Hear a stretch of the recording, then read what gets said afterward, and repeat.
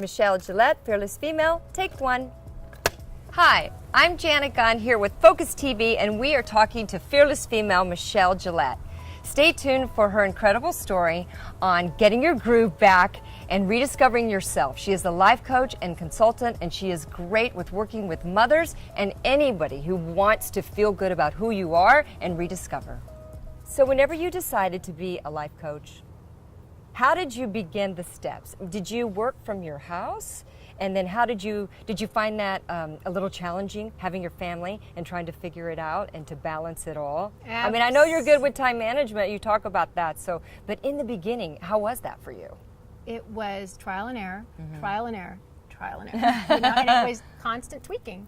And it is a process, and that's one of the key things I tell my clients is it's not going to be a linear trajectory. There's zigzag. I am a mother myself, and my kids were getting older, and I was finding myself with, I wouldn't say free time because I was busying myself with it so much, doing things, but they were things that weren't meaningful to me. Yeah. And I noticed that myself, my friends, we were sitting there going, we're not depressed, we're not unhappy. There's just what I call a mom malaise. It's like this.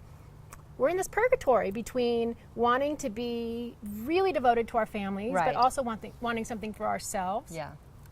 And not feeling really fulfilled, not feeling fulfilled, and not feeling really good about wanting to feel fulfilled because we think we were supposed to be fulfilled already. This is the choice. We gave up our careers, elected to be home. We're happy to be home. We're grateful for it, but there's something missing. There's something missing. And who are we to complain?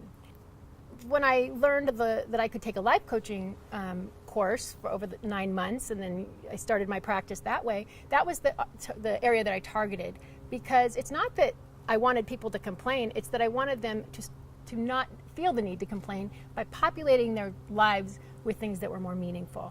Was it mostly mothers who came to you, or females, or was it all across the board, and then did it narrow down to mostly mothers? That was my little niche, because they were the people that I was talking to the most and who needed it the most. So it kind of developed organically. And I think one of the hardest things about life coaching now is that I want to like give unsolicited advice. And I always want it. But I'm watching so many women struggle with that, even from kindergarten, mom don't come in my room, to all the other things. I have many clients who have kids going off to college, and even though I haven't gone through that, the tools are applicable. And I think the other obstacle is not just feeling worthy of it, is the time management part of it. Time management. You talk about that. I was reading that. I'm glad you brought that up. That for me is the hardest one, is the time management. The truth is that, there are some women who have their schedules so stacked, maybe they don't really have time. What I ask every client is, let's go through your week. Let's see where you're spending time. And I help them through letting go of things that are no longer serving them. And the process that I help teach them is crowding out that which isn't working and repopulating it with that which is. And it's a process to figure out what that is. And then when you're working with your clients, almost every time, do you see something of you in them?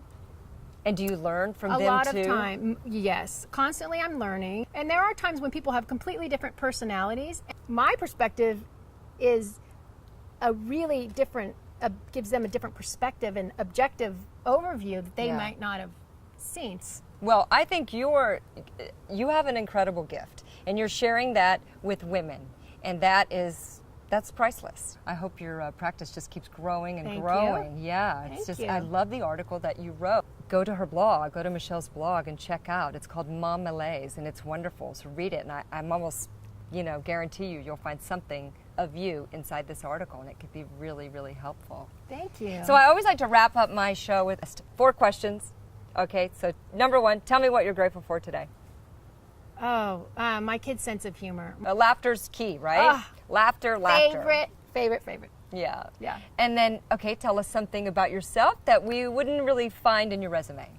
I'm a goofball. A goofball? A total, complete goofball. And then what's your morning routine look like? Now I cuddle downstairs with the dogs. And then lastly, if you could hold anybody's hand today, whose would it be? Well, everyone will expect me to say my grandmother because it's like legend now, my relationship with my grandmother. But she knows how I feel about her, and everybody knows how I feel about her. So I would say my father. Thank you so much. Oh, thank you. Thank you for sharing. It was a pleasure. Beautiful. You're wonderful. I really appreciate your time. Thank you so much. Thank you.